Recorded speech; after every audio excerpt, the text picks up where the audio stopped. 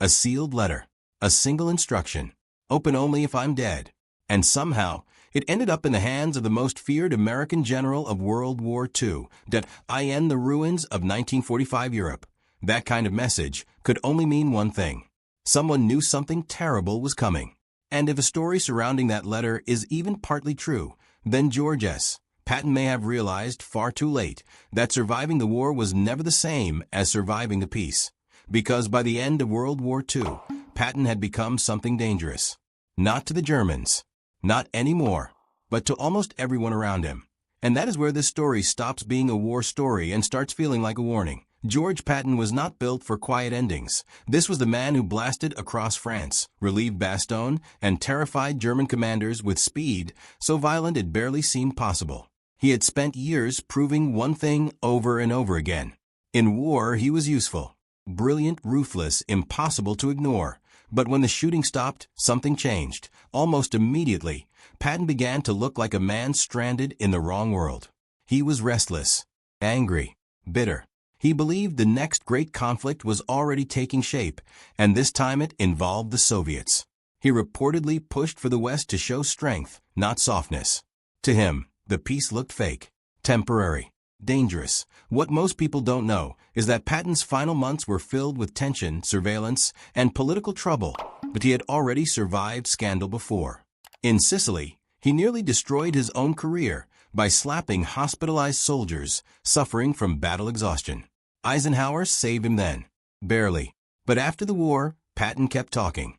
And the things he said made powerful people nervous, that he criticized post-war policy. He made inflammatory remarks about denazification. He alienated allies. And according to later accounts, even his own phones were being tapped. Think about that for a second. One of America's greatest battlefield commanders had won the war in Europe, only to end up mistrusted by his own side. And if that wasn't dark enough, Patton himself seemed to sense the mood closing in. He had become isolated, sidelined, pushed away from the command he loved most. By October 1945, he was out of the Third Army and assigned to the 15th Army, a post that carried prestige on paper but little real power. For a man like Patton, that was almost worse than defeat. He wasn't dying on a battlefield. He was being shelved. And that's where things took an unexpected turn. Around Patton, stories began to multiply. Warnings, rumors, quiet conversations. Men who believed the war was over. Men who believed it wasn't. Men who thought Patton was reckless.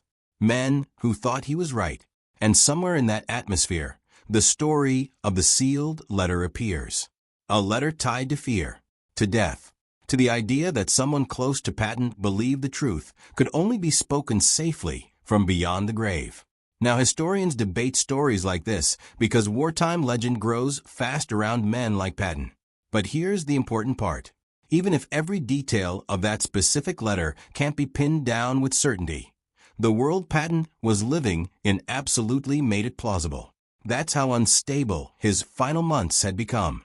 There were enemies in public, enemies in uniform, and maybe worse than both, enemies no one would ever name aloud. If you're enjoying this story, make sure to subscribe because the ending reveals something most history books barely mention. By late 1945, Patton no longer looked like a man at the center of victory. He looked like a man drifting toward something he couldn't quite control. He was deeply frustrated.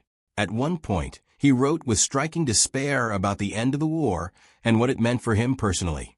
His usefulness, as he saw it, was slipping away. The war had made him legendary. Peace was making him obsolete. And for Patton, obscurity was a kind of death. But what happened next shocked everyone. On December 9, 1945, Patton set out near Mannheim, Germany, on what should have been an ordinary day. No battle, no front line, no artillery. He was heading to a pheasant hunt. That detail matters. After years of bullets, tanks, shellfire, and chaos, the man who had cheated death across North Africa, Sicily, France, and Germany was not riding toward combat. He was riding toward leisure. He was in the back seat of a 1938 Cadillac staff car. His driver was Private First Class Horace Woodring. Beside Patton sat Major General Hobart Hap Gay, his chief of staff and close companion. It was around 11:45 in the morning. Then, in seconds, everything changed. Near a railroad crossing in Mannheim, an army truck turned across the Cadillac's path. The collision was not the kind of massive battlefield explosion you'd expect in the death of a legend. It was low speed, almost mundane. That's the part that feels wrong. Everyone else in the car walked away with little or no serious injury. Only Patton was devastated. Thrown forward, he struck the metal partition in front of him. He suffered catastrophic injuries to his neck and spine. Blood on his head, shock in the car, confusion everywhere. And almost immediately, Patton understood what had happened. According to accounts from the scene, he realized he was paralyzed. Imagine that moment. A man whose entire identity had been built on movement, force, momentum, command suddenly unable to move his own body. No charging columns. No roaring engines. No command voice that could fix it. Just stillness. The truth was even stranger. At first, some people at the scene did not even grasp how serious it was. The crash did not look dramatic enough. Not for a death story. Not for Patton. And that strange mismatch between the mild-looking accident and the catastrophic outcome would haunt everything that came after. Because once the rumors started, they never really stopped. Was it just chance? Was it driver error? Was it an overlooked traffic accident that became fatal through terrible luck? Or was something darker hiding in plain sight? Those questions would follow Patton long after he was gone. He was rushed to the 130th Station Hospital in Heidelberg, about 12 miles away. X-rays showed the reality. He had broken his neck. 2 vertebrae were crushed. He was paralyzed. For the next 12 days, George Patton fought his last battle in a hospital bed. And it was brutal. At times, doctors used traction to stabilize his neck.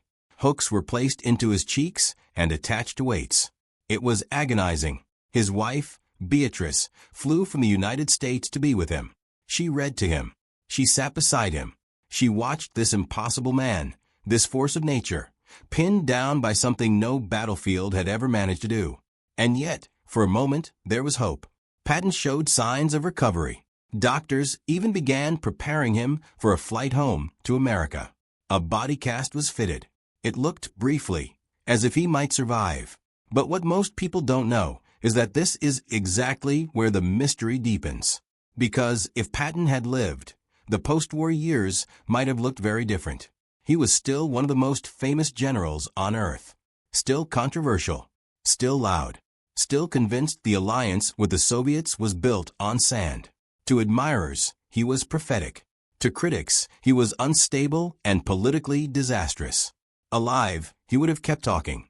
Alive, he would have remained a problem. And then, just when it seemed he might make it home, everything collapsed. On December 21, 1945, 12 days after the crash, Patton died in his sleep in Heidelberg. He was 60 years old. The immediate cause was a blood clot that moved through his paralyzed body and reached his heart. Other accounts describe pulmonary embolism as the final blow. Not a German bullet. Not a Soviet assassin stepping from the shadows. A blood clot. That's the twist at the center of this entire story. The war's most aggressive American commander did not fall at Kasserine, Sicily, Normandy, the Bulge, or the Rhine. He survived all of that. Then peace killed him. And somehow, that made people suspicious. Because it felt too small.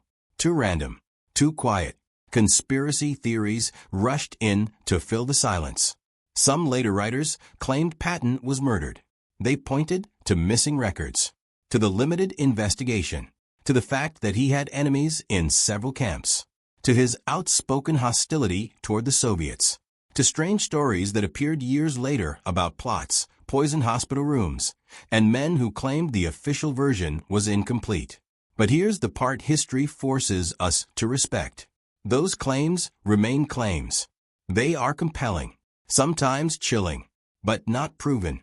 Still, the very existence of those theories tells you something important. Patton's end did not feel ordinary to the people who heard about it. It felt unfinished, like a file closed too quickly, like a man too large for such a quiet death. And that feeling kept the legend alive. But the final emotional blow came after. Beatrice Patton had to decide where he would be buried. The French, grateful for his role in liberating their country, reportedly offered an extraordinary honor. But in the end, she chose something else: Luxembourg. Among his men. On Christmas Eve 1945, in the rain, George Patton was buried at the Luxembourg American Cemetery, where so many soldiers of his Third Army already lay. There was no grand speech to match his giant reputation. No dramatic final proclamation. Just a grave among the fallen. And one of the most haunting details of all came there, at the cemetery. A group of rabbis, still wearing concentration camp uniforms, prayed over Patton's grave. Think about the weight of that image. A controversial, complicated, deeply flawed general. A man accused of arrogance, brutality, and prejudice. And yet, those men believed his speed in war had helped end the nightmare sooner. That by driving hard and fast, he had saved lives that would otherwise have been lost. History is rarely clean, and Patton never was. Even in death, he remained a contradiction. Hero, problem, victor, outsider. A man too useful in war and too difficult in peace. Which brings us back to that letter. The one marked open only if I'm dead. Maybe it was real. Maybe it was embroidered by retellings. Maybe it survives more as a symbol than a document. But symbol or not, it captures something true about Patton's final months. Men around him felt danger. Secrets hung in the air. And death, somehow, seemed close enough to plan for. In the end, Patton did receive the message. Just not the way anyone expected. The message was that the war he knew was over. The new world would not be shaped by cavalry souls in polished boots and profanity-laced certainty. It would be shaped by politics, compromise, and silence. And George Patton was never going to fit inside that world for long. So here's the question.